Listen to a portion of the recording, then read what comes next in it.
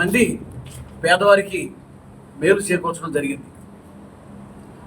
అన్నా క్యాంటీన్లు పేదవారికి పట్టెడన్నం పెట్టాలి, 5 రూపాయలకే మంచి భోజనం పెట్టాలి.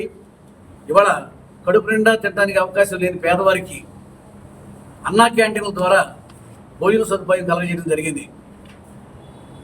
అధికారంలోకి వచ్చిన జగన్మోహన్ రెడ్డి అన్నా క్యాంటీన్లని రద్దు చేస్తూ, అన్నా క్యాంటీన్లను ధ్వంసం చేస్తూ మనకు అనుకూలంగా కొన్ని వాటిని సచివాలయాలుగా కూడా మార్చడం జరిగింది. ఇవాళ చంద్రబాబు నాయుడు గారు అధికారంలోకి రాగానే అన్నా క్యాంటీన్ని పునరుద్ధరిస్తామని చెప్పి ఆయన ఎన్నికల ప్రచారంలో చెప్పడం జరిగింది. అన్నమాట ప్రకారంగా ఇవాళ అన్నా క్యాంటీన్లు మళ్ళీ అందుబాటులోకి రాబోతా ఉన్నాయి. అన్ని చోట్ల కూడా అన్నా క్యాంటీన్లు ఓపెన్ చేయడం జరుగుతుంది.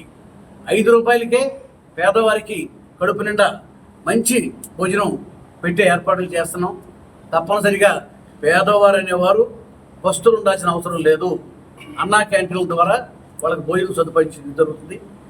మరి అదేవిధంగా నిరుద్యోగ సమస్య, డిఎస్సి అనేది, మెగా డిఎస్సి అనేది చంద్రబాబు నాయుడు గారు గతంలో ఆయన అధికారంలో ఉండగా పెట్టడం జరిగింది. ఆయన అధికారంలో ఉండగా 16,288 మందికి నిరుద్యోగులకి ఉద్యోగ అవకాశాలు కల్పించడం జరిగింది. ఇవాళ ఒక్క సంవత్సరంలోనే 16,200 మందికి ఉద్యోగ అవకాశాలు కల్పించలేక మెగా డిఎస్సి పైన సంతకం పెట్టడం జరిగింది. ఇవాళ చదువుకున్న వాళ్ళు ఉద్యోగాలు లేక నిరుద్యోగులుగా, చదువుకుని కూడా ఉపాధ్యాయులు చాలామంది నిరుద్యోగులుగా ఉన్నారు.